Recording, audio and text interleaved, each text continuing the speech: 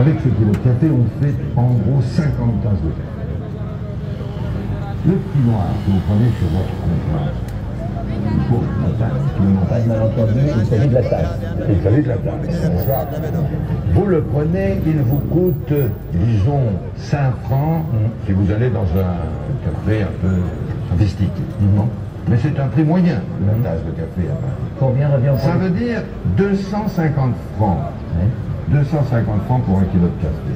Savez-vous combien on paye ce kilo de café aux producteurs africains?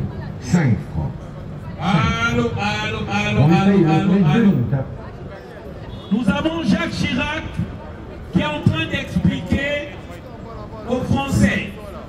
Jacques Chirac qui explique à tout le monde.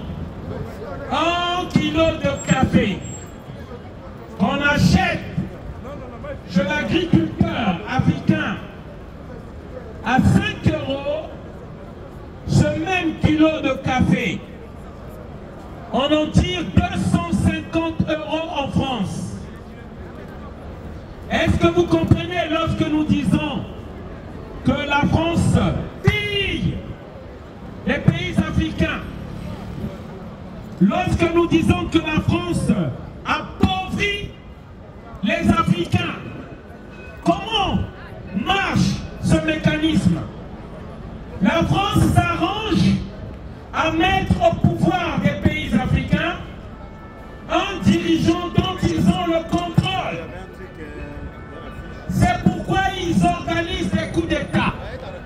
Parce qu'une fois qu'il y a un dirigeant qui est sous leur contrôle, ce dirigeant peut imposer les prix dans le pays qui arrange la France.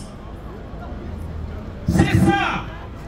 C'est pourquoi la France n'a jamais aimé un président qui veut développer des pays africains. Je répète, la France n'a jamais aimé un président africain qui veut développer son pays. Parce que un président africain qui veut développer son pays montre l'appauvrissement de la France. La France va revenir à la 20e place mondiale derrière l'Albanie. C'est ça qu'on ne vous dira jamais dans les médias mainstream. Pourquoi?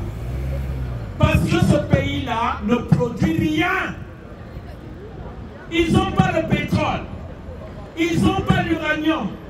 Ils n'ont pas l'or. Ils n'ont pas le lithium. Ils n'ont pas les forêts pour prendre les armes même. C'est ça. Et ce pays-là se dit aujourd'hui 5e puissance mondiale. Pourquoi? Grâce à l'Afrique. À l'Afrique que vous fouillez. Le message que je viens de passer ici, il est temps qu'on se réveille. C'est l'heure du berceau. Africains, africaines, nous sommes appelés un jour à rentrer chez nous. L'avenir, c'est pas ici. Moi, j'ai eu des amis qui sont en Afrique, qui m'ont dit, depuis un moment, ils sont en Afrique. Je leur ai demandé, est-ce que ça va? Est-ce que tu as du boulot là-bas? Ils me disent, mon frère, je sais que je ne travaille pas, j'arrive à manger au moins la journée, mais nous avons une paix qui n'a pas de prix. Il n'y a pas de stress. Il n'y a pas de courses administratives. Il n'y a pas que tu reçois des courriers alors que tu n'écris à personne. Tu n'écris à personne, mais tous les jours ici, nous recevons du courrier. Comme si c'était une correspondance. On n'écrit à personne. Et tu as peur d'aller prendre le courrier. Parce que c'est des amendes. Parce que c'est des contreventions. C'est quoi ce pays-là? Tu creuses un trou. Chez toi, à côté de chez toi, un policier qui passe et demande, vous faites quoi, madame? C'est quoi ce pays-là?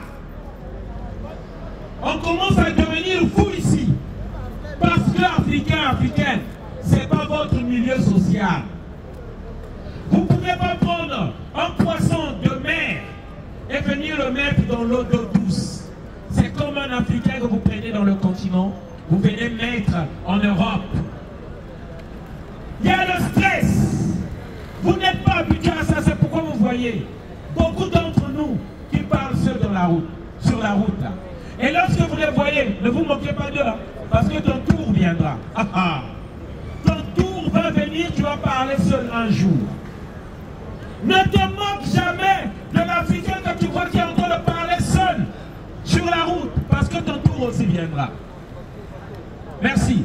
Vous savez les amis, je vais terminer par là, je vais vous raconter une anecdote. Lorsqu'on a commencé ce combat-là, 2015, il n'y avait pas beaucoup d'Africains qui parlaient encore.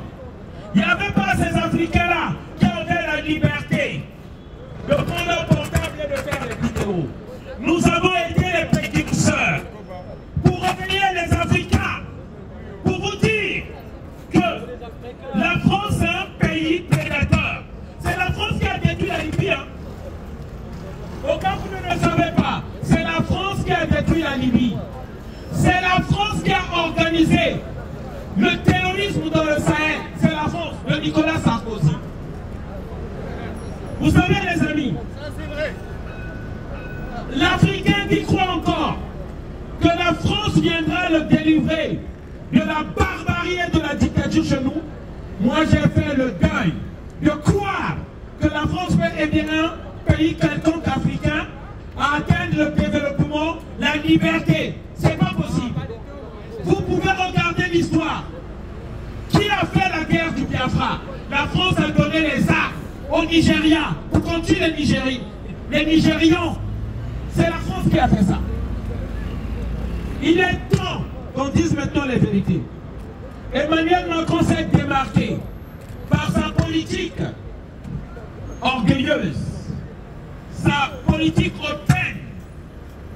Il arrive, dès qu'il venait de passer au pouvoir en 2017, il arrive au Mali, il va à Gao, sans passer par Bamako, qu'il soit reçu par le président Ibeka.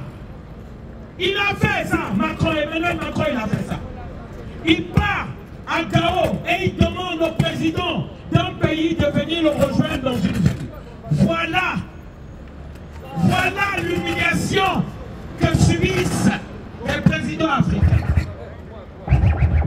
Emmanuel Macron l'a fait. C'est pourquoi aujourd'hui, les Africains ne veulent plus. Les Africains ne veulent plus de la politique française. Nous aimons les Français. On veut recevoir les Français chez nous.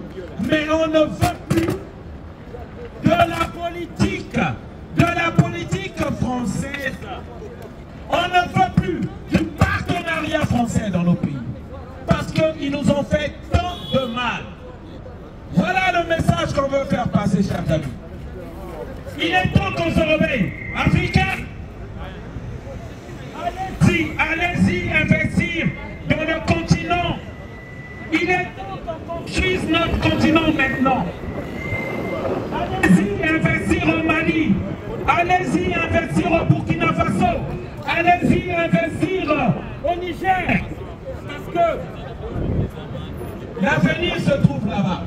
Merci encore. Soutenez-nous. Nous avons des objets africains que nous venons ici pour qu'on nous soutienne. C'est 5 €. Soutenez la lutte, soutenez ce combat. Merci.